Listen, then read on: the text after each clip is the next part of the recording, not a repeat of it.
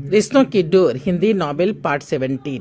Good morning, have a nice day. Hello India. बड़ों को ढेर सारा प्रणाम, छोटों को ढेर सारा प्यार और मेरे सारे सब्सक्राइबर कैसे हैं आप सबको ढेर सारा Ram Ram, Ganpati Bappa Morya. Welcome back to my YouTube channel Simi की डायरी में आप लोगों का ढेर सारा स्वागत है। दोस्तों, रिश्तों की डोर मेरी 5वीं हिंदी नॉवेल है जो इस चैनल पर भी चल रही है और अब बस खत्म ही होने वाली है।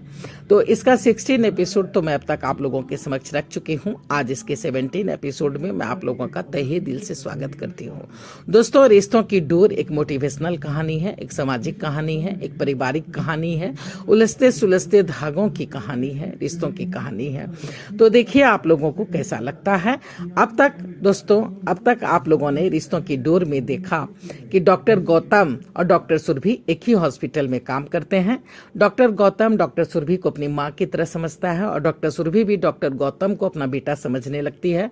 डॉक्टर गौतम अब घर आने जाने लगा है, घर के कुछ कामों में हाथ बटा दिया करता है। प्रतिमा को कॉलेज भी छोड़ देता है, ले आता है, नानी माँ को भी मार्केट ले जाता है, सब्जी भाजी भी ला देता है, बहुत छोटे मोटे काम वो कर देता है।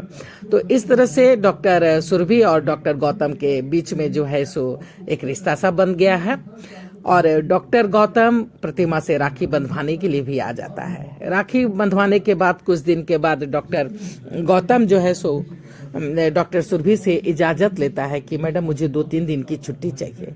तो डॉक्टर सुरभि बोलती है कि वो क्यों? तो डॉक्टर गौतम बताता है कि मेरे पापा की बरखी आने वाली है, मेरे पापा की पुण्यतिथि है और उस पुण्यतिथि में मैं 2 दिन क्या छुट्टी लेता हूँ, दान पुण्य करता हूँ, पूजा पाठ करता हूँ।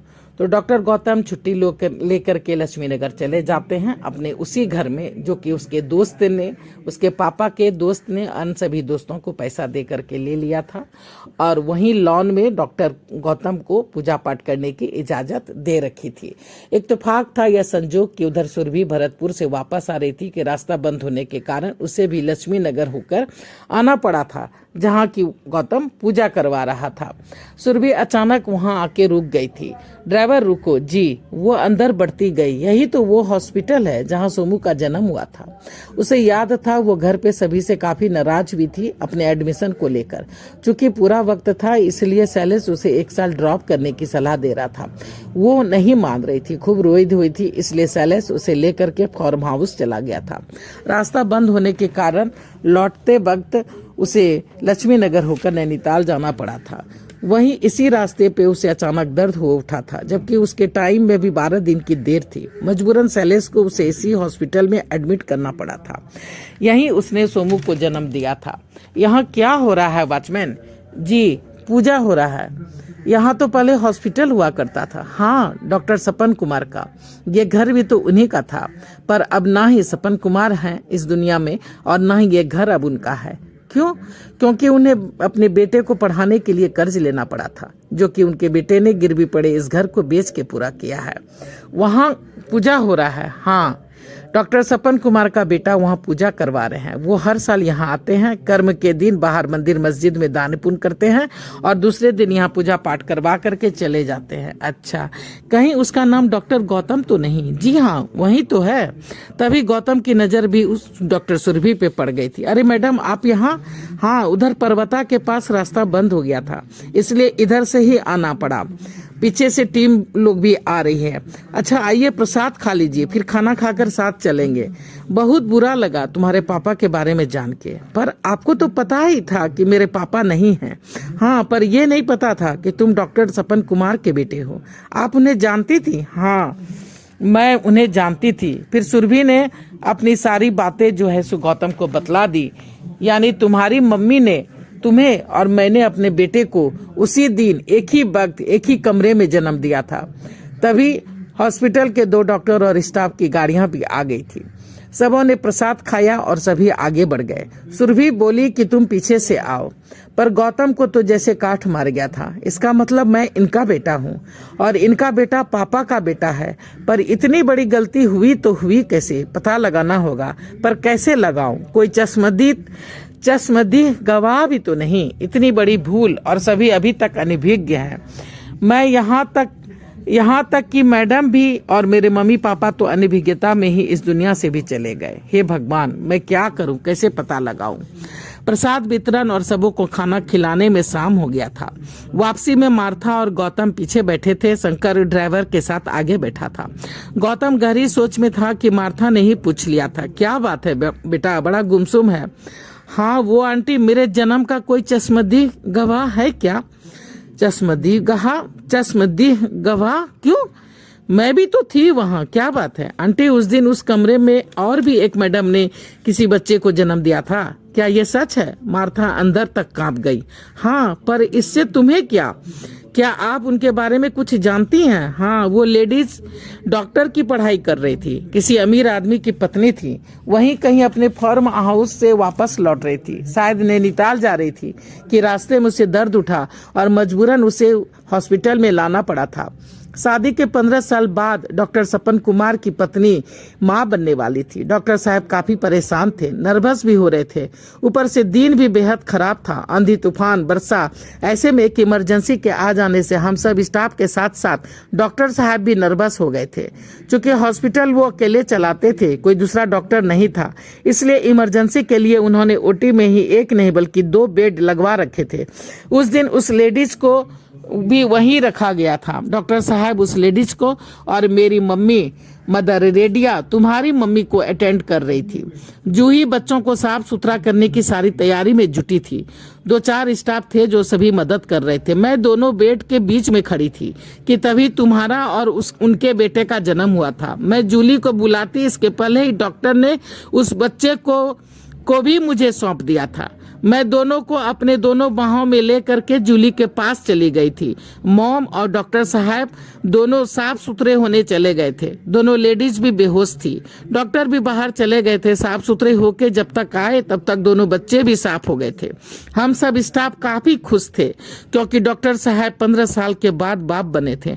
हम दोनों गप्पे हाँक रहे थे, जिसके कारण बच्चों पर बेड नंबर लगाना भूल गई। किस बच्चे को किस बाह पे रखा था याद ही नहीं था। जूली कहती ये डॉक्टर साहब का बेटा है, मैं कहती कि नहीं ये डॉक्टर साहब का बेटा है। इसी उधड़ेबुन में हम दोनों को दोनों की माँ के झूला के पास छोड़ आई थी। उस मैडम के घर वाले दूसरे दिन ही आ गए थे। पूरे अस्पताल को सजाया गया था, धूमधाम से पार्टी हुई थी। उसमें हम सभी इस तरह से मशगूल हो गई थी कि इस गलती पे ध्यान ही नहीं दिया। 4 दिन के बाद वो मैडम चली गई थी और हमारी मैडम ऊपर शिफ्ट हो गई थी। जूली और मैं जब भी अकेले रहते उस घटना को याद कर सिहर उठते। मैं जूली से बराबर कहती, चलो डॉक्टर साहब को सब बता देते हैं, जांच करने पर पता चल ही जाएगा, फिर सब ठीक हो जाएगा। यदि ये इनका ही बच्चा है तब तो ठीक है, वरना उनका तो पता मालूम है ही, कांटेक्ट कर बच्चे को बदला जा सकता है। मेरे बार बार कहने पर जूली डर गई और नौकरी छोड़कर चली गई। मैंने कई बार सोचा कि मम्मी को कहूँ, डॉक्टर साहब से कहूँ, पर तुम्हारे लिए उनका प्यार देख करके चुप रह जाती। फिर सोचती कि शायद मेरा ये बहम मात्र बहम ही हो, ऐसा कुछ हुआ ही नहीं हो। यही सोचकर अब तक चुप रही। सच पूछो तो आज इस बात का जिक्र कर मैं काफी हल्का महसूस कर रही हूँ। इतना दिन से मैं गिल्ट महसूस कर रही थी, मुझे अपराध बोझ जैसा लगता था और यही कारण था कि मैंने तुम्हें दिलो जान से चाहा और तुम्हें चाहती रही और इसीलिए तुम्हें छोड़ करके कहीं भी जाने का मेरा दिल नहीं किया। पर अच्छा हुआ, मेरा भ्रम सिर्फ मेरा भ्रम ही निकला। आपका वहम गलत नहीं था आंटी। मार्था अंदर तक सिहर उठी। क्या इसका मतलब? हाँ, मुझे तो इस बात का पता पापा के मौत के कुछ समय पहले ही चल गया था, पर तब तक काफी देर हो चुकी थी। मम्मी पापा इस बात से अनभिज्ञ कि मैं उनका बेटा नहीं हूँ दुनिया से चले गए थे। मैं भी इस बात को भूल जाना चाहता था, पर मुझे बराबर ये बात सताती रहती। कई बार सोचा आपसे पूछूं, पर सोचा कि शायद आपको कुछ पता ही नहीं हो, पर मुझे क्या मालूम था कि आप सब कुछ जानती हैं। मुझे माफ कर दो बेटा, आपकी इसमें कोई गलती नहीं है आंटी, ये तो प्रभु का लिखा था। पता नहीं उन्होंने ऐसा क्यों किया, पर जो भी हुआ शायद इसमें भी उनकी कोई भलाई छुपी हो। गौतम मार्था के कंधे पर सर रख सिसक उठा। आपकी कोई गलती नहीं है आंटी, आपकी कोई गलती नहीं है, मेरा बच्चा माफ कर दे मुझे। दूसरे दिन डॉक्टर सुरभि हॉस्पिटल के लिए तैयार हो रही थी कि मार्था उनके घर पहुंच गई। सुमी जी मौसी नीचे आओ, गौतम की आंटी आई हैं। गौतम की आंटी अभी आई। आप पहली बार आई हैं, आइए ना अंदर, बैठिए ना, कौशल्या देवी ने कहा। सुमी आ रही है। जैसे ही सुरभि नीचे आई, प्रणाम प्रणाम, पहचाना आपने मुझे? जी, लगता तो है कि कहीं देखा है। हाँ, याद आया, आप तो डॉक्टर सपन कुमार के हॉस्पिटल में सिस्टर थी। जी, मुझे माफ कर दीजिए, मैं आपकी गुनहगार हूँ। गुनहगार?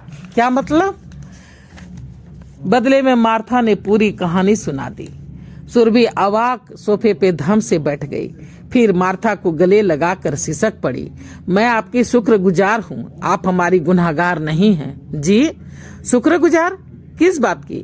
मेरे बेटे को इतना दिन तक एक माँ का प्यार देने के लिए और दोनों बच्चों को बदलने के लिए भी। क्या मतलब? मतलब बहुत बड़ा है सिस्टर, आप नहीं जानती। आपने इस मुर्दे में जान डाल दी है। कहाँ है मेरा बेटा? मैं यहाँ हूँ माँ। गौतम बेटा, दोनों एक दूसरे के सीने लग सिसक उठे। भैया, प्रतिमा भी गौतम के गले लग सिसक उठी। मेरी बहना। शकुंतला की भी आंखें भींग आई। गौतम कुछ पूछता इसके पहले ही सुरभि ने फोन घुमा दिया था। सुनते हैं? सुमी? हाँ, रो रही है, क्या हुआ? प्रतिमा तो ठीक है। हाँ, ये तो खुशी के आंसू हैं। आप जल्द आ जाइए, वरना मैं कहीं खुशी से हाथ फेल न कर जाऊं। ऐसी क्या बात हो गई सुमी? हम अभागों की तकदीर में खुशी कैसी? ना ही हम अभागे हैं जी, ना ही पापी, ना ही बच्चों ने कोई पाप किया है। आप सोमेश को लेकर के शिमला जल्द से जल्द आ जाइए, यही सब बातें क्लियर हो जाएंगी। इससे ज्यादा मैं बात नहीं कर सकती क्योंकि मेरा बीपी काफी बढ़ गया है। आप पीके हॉस्पिटल आ जाइए, वहीं पास में ही घर है, किसी से भी पूछने पर पता चल जाएगा। ठीक है, तुम खुद को संभालो, मैं शाम तक पहुंचता हूँ। हाँ ठीक है, बाय बाय, टेक केयर, मैं जल्द निकलता हूँ। जी। शाम होते होते सोमेश को लेकर के शैलेश घर तक पहुंच गया था। सुरभि शैलेश के गले लग फुट फुट कर रोने लगी थी। सोमेश प्रतिमा को वहां देख करके दंग था, और उससे भी ज्यादा दंग था कि प्रतिमा की मम्मी मेरे पापा के गले लग करके क्यों रो रही है। बच्चे अकबका गए थे। कुछ कहते इसके पहले ही सुरभि ने सारी बातें उन दोनों को सुना दी। इसका मतलब मैं आपका बेटा हूँ डैड। गौतम शैलेश के गले लग सिसक पड़ा। सोमेश अकबका गया। उसे अब पूरी कहानी जब शैलेश ने बताई कि सुरभि आई थी, बेहोश हो गई थी, और सारी बातें उसने सुना दी। ये तो गजब की कहानी हो गई डैड। ये तो अच्छा हुआ कि आप लोगों ने नियंत्रण कायम रखा, वरना एक नहीं 4 मौत हो जाती। हाँ बेटा, मैं तो पागल सी हो गई थी, पर तुम्हारे डैड ने ही सब कुछ संभाला। पर मुझे अब भी विश्वास नहीं हो रहा है, सांच को आँच कैसा। चलिए हॉस्पिटल, अभी पता चल जाएगा। तभी गौतम बोल पड़ा। फिर शैलेश सोमेश दोनों का डीएनए टेस्ट हुआ, आपस में नहीं मिला, जबकि डॉक्टर सपन का डीएनए सोमेश से और गौतम का डीएनए शैलेश से मैच कर गया था। फिर गौतम का रंग रूप भी तो शैलेश जैसा ही था। इससे बड़ा प्रूफ और क्या हो सकता था? बिल्कुल शैलेश के जवानी का कार्बन कॉपी। तो चलिए दोस्तों, मैं रिश्तों की डोर का 17 एपिसोड यहीं पे समाप्त करती हूँ। अगला एपिसोड लेके जल्द ही आ जाऊंगी, जो कि लास्ट एपिसोड होगा। उसके बाद जल्द ही मैं दूसरी नई कहानियां लेके आप लोगों के समक्ष आ जाऊंगी। तो चलिए सपोर्ट कर दीजिए। सब्सक्राइब करने में आपके पैसे नहीं लगेंगे। तो पहली बार चैनल पे आए हैं तो सब्सक्राइब कीजिए, लाइक कीजिए, शेयर कीजिए और कमेंट्स कीजिए, और बेल का बटन जरूर दबाइएगा दोस्तों, ताकि जब जब मैं वीडियो डालूंगी तो आप लोगों को नोटिफिकेशन मिल सके। अब मैं अपनी वाणी को यहीं पे विराम देना चाहती हूँ। जय भोलेनाथ, हर हर महादेव। और आप लोगों का ढेर सारा थैंक्स वीडियो को शुरू से अंत तक देखने के लिए। Thanks for watching my video. Thank you.